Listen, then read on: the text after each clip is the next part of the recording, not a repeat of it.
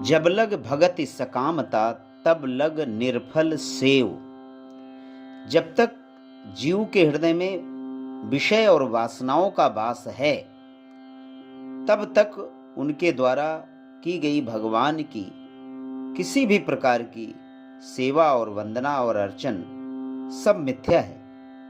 जब तक जीव भगवत स्मृति नित्य निरंतर अपने हृदय में नहीं करेगा तब तक उसे प्रत्यक्ष ईश्वर का साक्षात्कार होने के बाद भी उसे मुक्ति नहीं मिल सकती।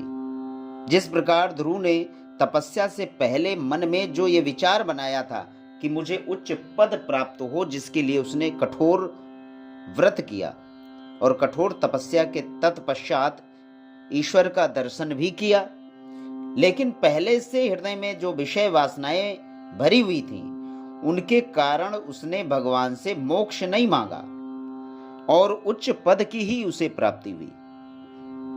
और ये उच्च पद जीव को अहंकारी बना देते हैं और अहंकार को बढ़ाते हैं। तो ध्रुव ने कहा कि हाय हाय, मैं ठगा गया।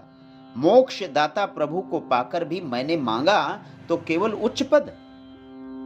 बाद में उत्तम के मारे जाने के बाद यक्षों का संहार करते हुए श्री कुबेर जी का दर्शन हुआ।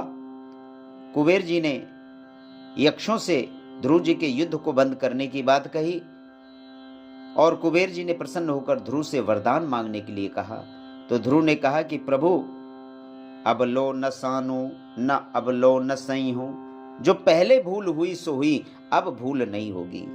हे प्रभु, अगर आप मुझे वरदान देना चाहते हैं तो मुझे ये वरदान दीजिए, हरहु साव्रवे आचलितम स्मृतिम यया तरत्ति यत्नेन दुरत्ययम तमः।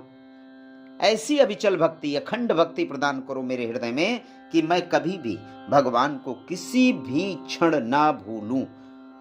और भगवत स्मृति बनी रहने का नाम ही मुक्ति है और भगवत स्मृति का विस्मरण हो जाना ही नरक है और इस संसार में फंसने का कारण है। तो जीव को सदैव भगवान की अविचल भक्ति ही मांगना चाहिए, भक्ति ही मांगना चाहिए।